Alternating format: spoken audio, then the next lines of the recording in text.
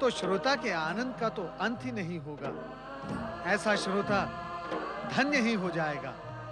हे भगवान भोलेनाथ, कृपया कर आप सुना ही दे इनके जन्मांतरों की कथा। कथा सुनकर मेरे साथ साथ शिव भक्त तो प्रेरित होंगे ही, शिवगण भी धन्य हो जाएंगे। तो सुनो नारद, एक समय की बात है, राजकुमार वृषध्वज अपने चित्रकार मित्र सुश्वेत द्वारा बनाए गए राजकुमारी पद्मजा के चित्र को निहार रहा था।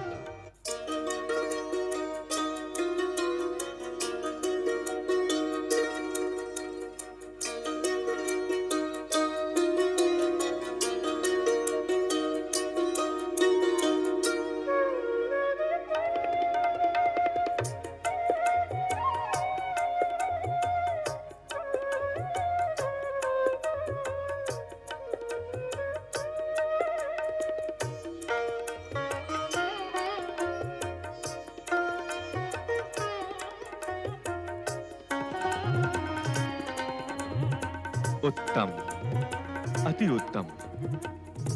मित्र सुश्वेत, तुम चित्रकार नहीं जादूगर हो, जादूगर। कितना भव्य, कितना सुंदर, कितना आकर्षक चित्र बनाया है तुमने इस सुंदरी का।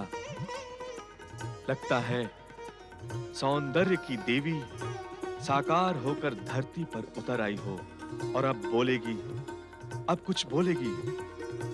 परंतु मित्र सुश्वेत, ये तो बताओ, कौन है ये अपूर्व सुंदरी? मुझे तो ये स्वर्ग की कोई अप्सरा ही लगती है। नहीं राजकुमार, वो कोई अप्सरा नहीं, पृथ्वीलोक की ही प्राणी है। पृथ्वीलोक पर ऐसा अद्भुत सौंदर्य। सुश्वेत, मैं तो समझ रहा था कि तुमने अपनी कल्पना और प्रतिभा से इस सौंदर्य की सृष्टि की है, परंतु तुम तो कह रहे हो कि ये मानवीय है। अब तो मेरा कौतूहल और बढ़ गया है। हाँ राजकुमार, जब मैंने इसे पहली बार देखा था तो मुझे ऐसा लगा था मानो स्वर्ग का सौंदर्य धरती पर उतर आया हो। इसे देखकर तो मैं अपनी पलक झपकाना भी भूल गया था। और मैं मात्र इसके चित्र को देखकर सांस लेना ही भूल गया।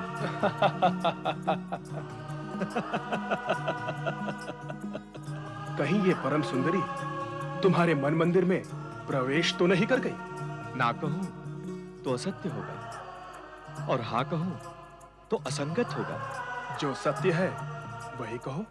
सत्य तो ये है मित्र कि इस चित्र और इस चित्र में अंकित इस सुंदरी को देखकर मेरे मन के भीतर ऐसा आभास होता है कि इस सुंदरी से मेरा जन्म जन्मांतर का संबंध है। क्या? जन्म जन्मांतर का संबंध? ऐसा तुमने कैसे मान लिया राजकुमार वृषध्वज? इसलिए कि इस चित्र को देखते ही मेरा मन उस सुंदरी से मिलने और उसे पाने के लिए आतुर हो उठा है। और ऐसी आतुरता का जन्म तभी होता है जब संबंध जन्म जन्मों का हो। मित्र सुश्वेत, तुम तुरंत मुझे उस सुंदरी के दर्शन कराओ, अन्यथा मेरा मन विकल रहेगा।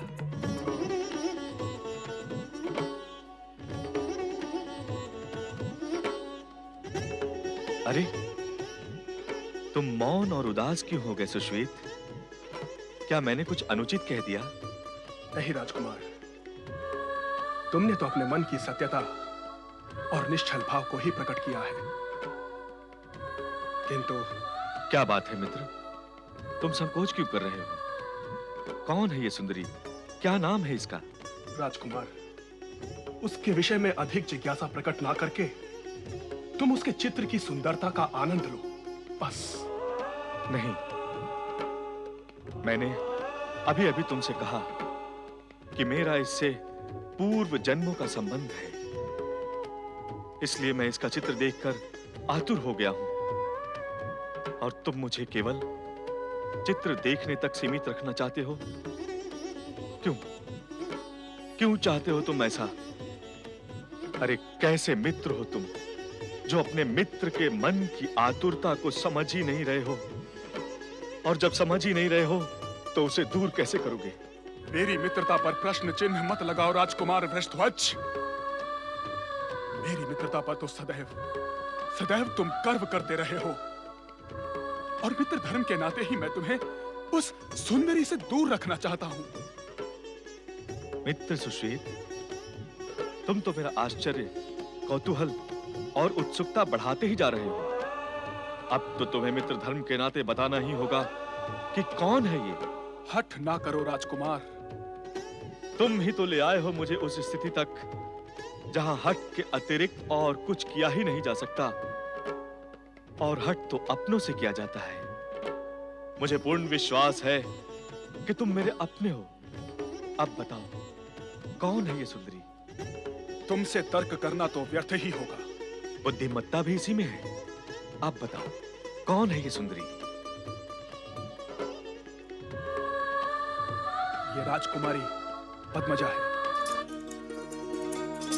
राजकुमारी पद्मजा? हाँ, पद्मदेश के महाराज पद्मनाभ की पुत्री राजकुमारी पद्मजा। पद्म अर्थात कमल। कमल भी सुंदर होता है, पद्मजा भी सुंदर है। यथा नाम तथा रूप। अब बताओ मित्र, इसके दर्शन कब कराओगे? अब दर्शन का हठ ना करो तो उचित होगा। तुम मेरे हठ करने पर आपत्ति ना करो तो अधिक उचित होगा। मेरी आपत्ति के पीछे छिपे सत्य को तुम समझ नहीं रहे हो राजकुमार। बहुत हो गया मित्र सुश्वेत, बहुत हो गया। ये नीचे और पीछे कौन से सत्य छिपे हुए हैं, प्रकट कर दो तो शांति हो जाएगी। अब तुम नहीं मानते तो सुनो। राजकुमारी पद्मजा के जन्म के समय एक ऋषि ने भविष्यवाणी की थी कि पिता के अतिरिक्त जो भी पुरुष उसे देखेगा उसकी 1 वर्ष के पश्चात मृत्यु हो जाएगी।